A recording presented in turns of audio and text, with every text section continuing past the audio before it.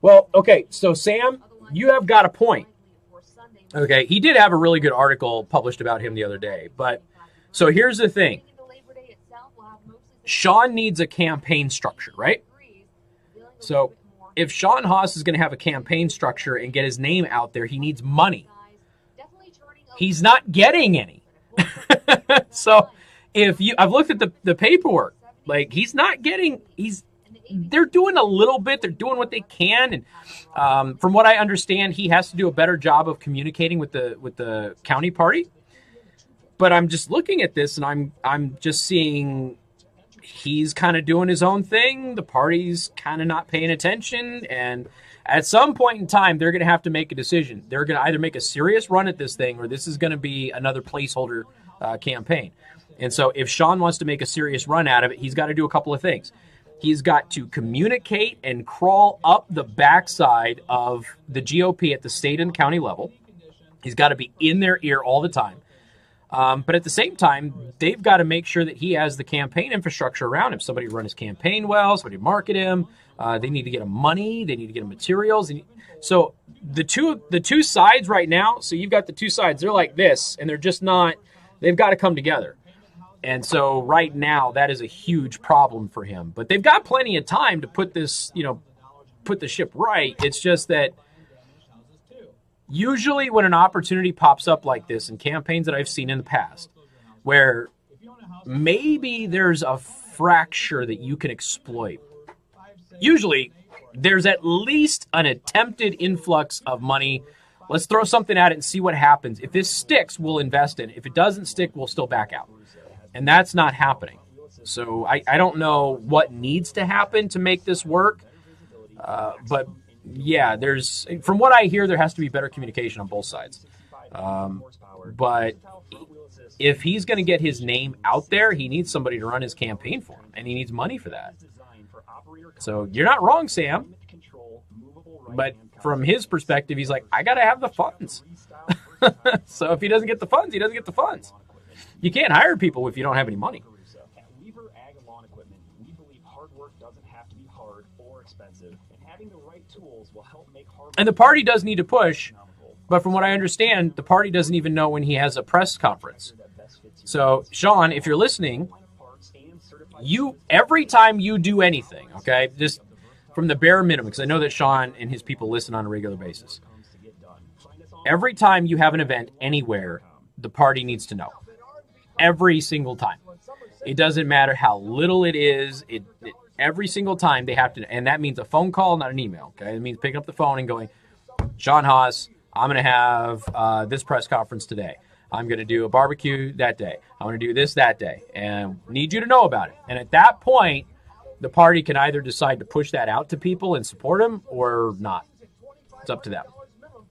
But there's no money coming into South Bend for the Republican candidate. And part of that could be he's not communicating with us, and so we don't know if he's really serious. And the other part of it could be South Bend's a throwaway race, and we're not going to throw any money at it, which has been the typical case that I have seen since I came to town. So it's, it has certainly been interesting. You can get this incredible $90 value for just $30. Come check out Ninja Golf's beautiful courts for yourself and save big on summer at I don't even live in South Bend. Okay? I don't even live in South Bend. But I appreciate the boost of confidence.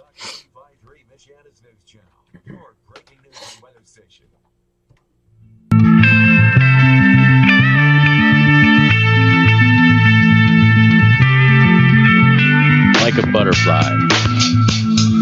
This opportunity is floating away like a butterfly for the GOP in South Bend. Now, by the way, I want to say something, too, because I heard something recently as well. And that is there's a communication issue that comes from Sean Haas's campaign, too. I've heard some party officials say that when he does an event, we don't know that he's doing an event. How can we promote an event that he's doing if he isn't telling us that he's doing it? Now, I don't have access to their emails and stuff like that. I don't know who's communicating or doing what. I'm just telling you what I'm hearing, okay? If the GOP and Sean Haas's campaign can somehow come together as an entity and focus on this race and get money behind his campaign and get professionals running his campaign and making sure that they make a serious run at this. I mean, what is the fourth largest city in Indiana? Something like that. It's a big deal. I mean, it's the city of a presidential candidate, for crying out loud. But more than that, it's our community. And if there's a large segment of our community that believes that the party of their representation hasn't done any good for them since 1972, since before I was born, maybe that community wants to consider the possibility of looking elsewhere too. Okay, now maybe Sean's your guy, maybe he's not your guy. You have to evaluate that for yourself, but there's an opportunity there from a political strategy point. If I'm a political strategist, I am looking at this race and I'm going into these communities, these predominantly black communities that are disenfranchised with police, disenfranchised with the mayor, disenfranchised with the party. And I'm looking at them and I'm going, all right, you're not happy. Tell me why you're not happy. Let them explain it. And then go, all right, since 1972, what has the ruling party done to fix those issues that you are now complaining about? I'm willing to bet they won't have an answer for you. Now, if they don't have an answer for you, at that point, you have to look at them and you have to go, all right, so why won't you support me then? Why won't you try something different than what hasn't worked since 1972? And let's see if they have an answer for that. I don't know. Maybe they will. Maybe they will have an answer for that. I don't know. I certainly hope that they don't think that they're dealing with evil versus more evil. I certainly hope that that is not the case. But and again, Mueller is his own man. Just because he comes from the Buttigieg administration does not mean he's going to do things the same way. But from a Republican strategy aspect of it, you could certainly make that case. You could put that doubt in voters' heads that, look, he's kind of a protege of Pete Buttigieg. Why wouldn't he do similar things to Pete Buttigieg, which you say aren't working for you? I'm not going to do things the same way. I'm doing things the other way. So, and again, that could be a very effective message. But there's no message if there's no money, right? So, but again, maybe they don't want to give you money if you're not communicating.